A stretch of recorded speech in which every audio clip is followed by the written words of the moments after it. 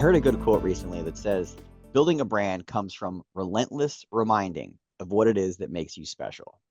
And I think relentless is a careful word that author picked because it means continued, over and over again. Are there any industries that you can think of, especially as you've been having more conversations with agencies? Are there any industries you can think of that in particular benefit from that premium brand experience that CTV offers? I know maybe branding and having that trust and familiarity can be more, it's important to everyone, obviously, but for some brands, it's live or die, if they have that or not. hmm Any thoughts on that? Any industries, that really hits harder? Yeah, that's a really excellent question. When watching shows on your national or premium content, think of I'm really excited for Paradise season 2, I believe, coming out soon. So when you're watching a show like that, right?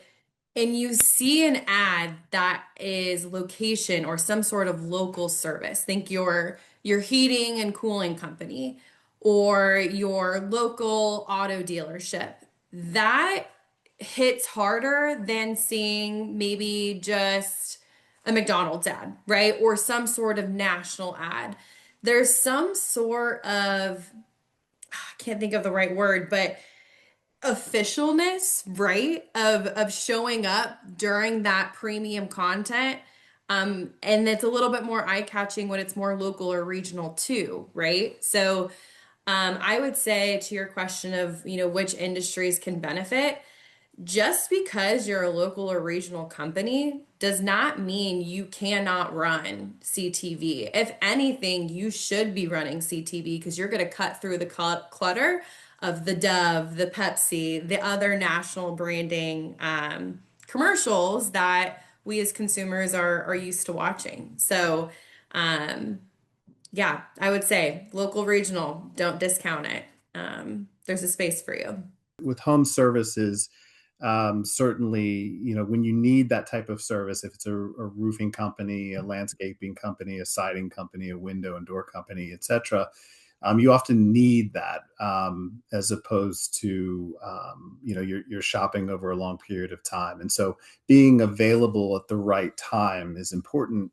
Again, with the data we're providing in those instances to show those potential shoppers that have already moved through the funnel, they're on your business's website, and now we're able to retarget them with messages on these premium networks, builds that brand credibility that Hannah mentioned when it comes to regional businesses. You're playing with the big boys per se, and you're able to be recognized as such. Automotive has been a huge category for not only our business but also for CTV and for premium channels in general. Because it allows, to Hannah's point, it allows that regional or local dealership now to compete with the OEMs for messaging and for attention across these premium networks. Other categories that have worked really well: financial services. We've helped with higher ed partners, with law firms, insurance companies, etc. These brands want to associate themselves again with these premium networks, but also make sure that it's not wasted media, that they're investing in something that shows an ROI, and that in our case can actually provide a closed loop attribution piece of data so that they can then see if there was a transaction for that product or service on the back end. And something that I hear too from some of our clients, whether we're working, through agencies or even feedback from the brands directly is, well, I'm already running on XYZ local news station via linear. And while that's great, yes, that's one way to reach your market.